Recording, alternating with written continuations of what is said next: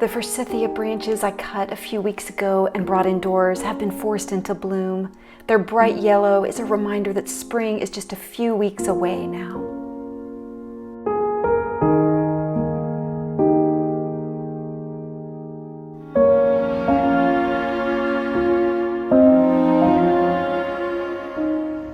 With that in mind, I take a trip to my local nursery to make a few key purchases before the mad rush of the season.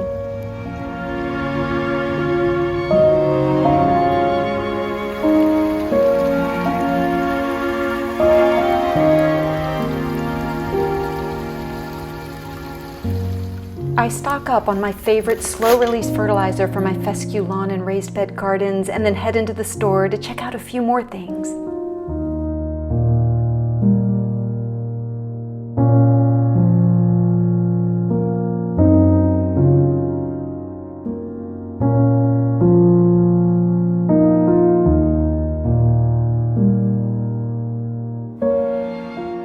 This is a great place to get those garden trellises for vertical growing.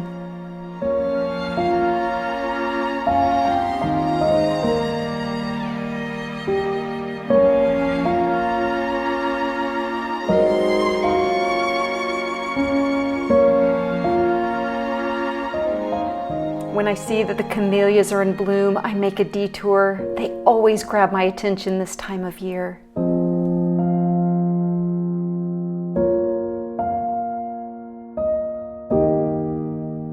And the pure white double-flowered ones are my favorite.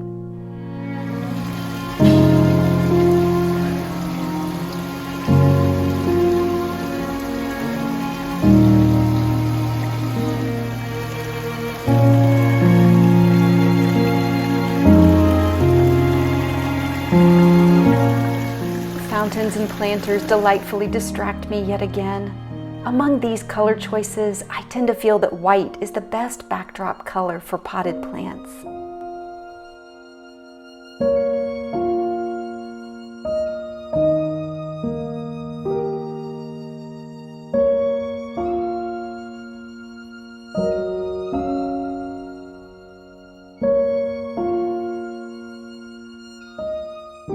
This is also a good time of year to plant perennial herbs like rosemary and thyme.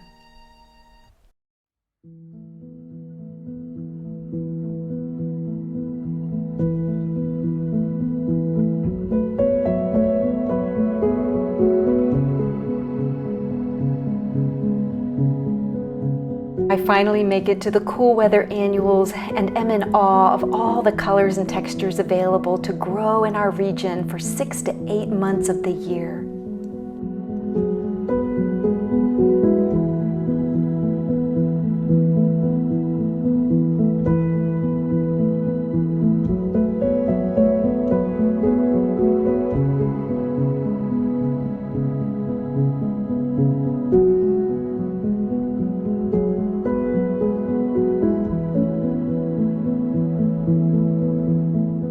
Did you know that beets make for beautiful edible landscaping? One pot can be divided into many beet plants and then harvested in spring.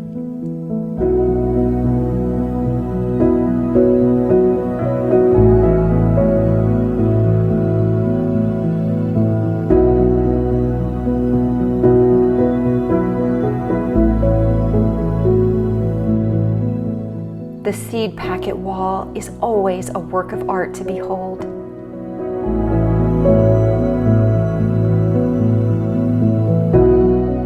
And I find the variety of beets that I just saw growing in the pot.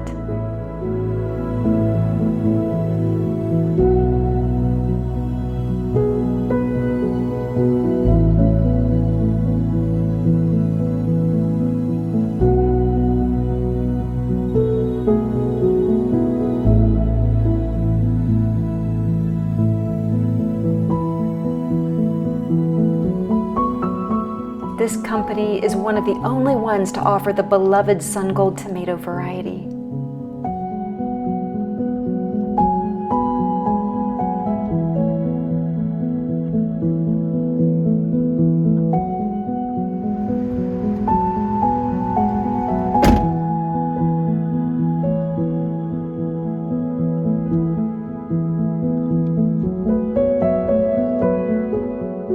way home, I spy one of the first blooming trees and of course stop to take a closer look.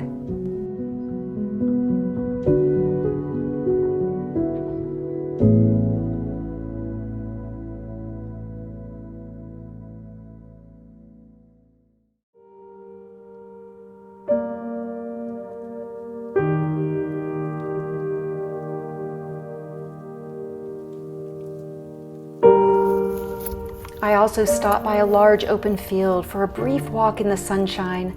I take advantage of these spring-like days in winter and allow myself time in the open air to move and think.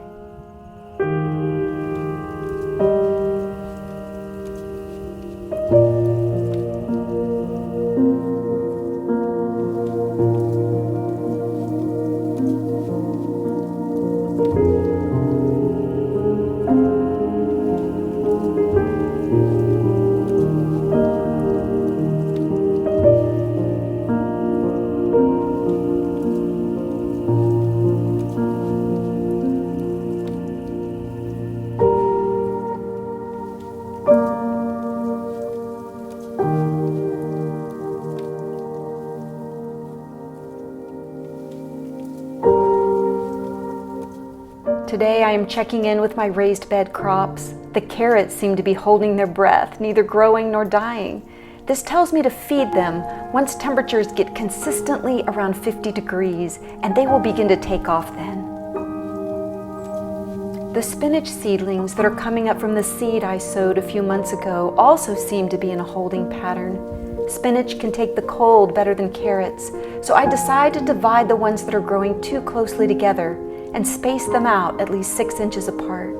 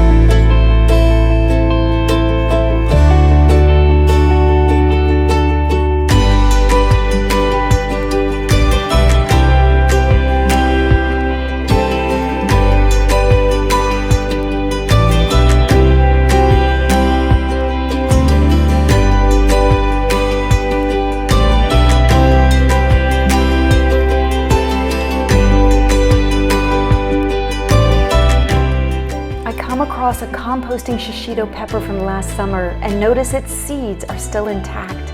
I gather some of these to start indoors and leave the rest in the bed.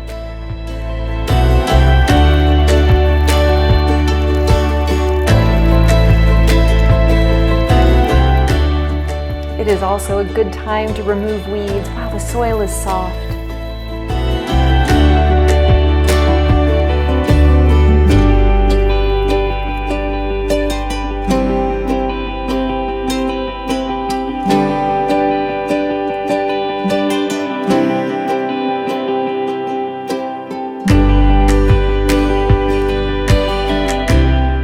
The romaine lettuce I sowed a few weeks ago will also be ready to thin and transplant when it gets a bit warmer.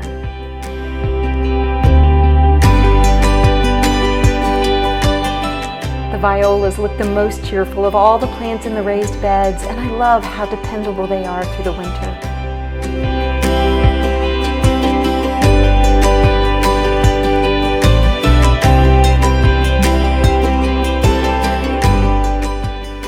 Cilantro is also holding tight, but it will take off once temperatures get above 50 degrees consistently. I also compare the lettuce seed sowing methods from about 10 days ago. The seed sown directly into the garden bed is not showing any signs of germination yet. By contrast, the seed sown in the outdoor mini greenhouse is showing consistent germination. The size and height of these seedlings tell me that they are getting just the right amount of sunlight.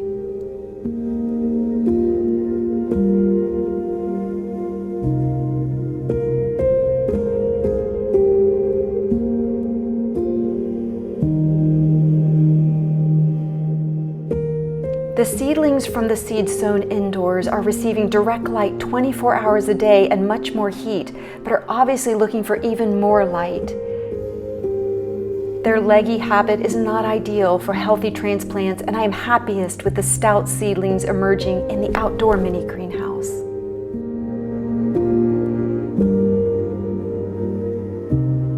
February is the gardener's month of planning and preparation for the fast and furious month of March garden growth.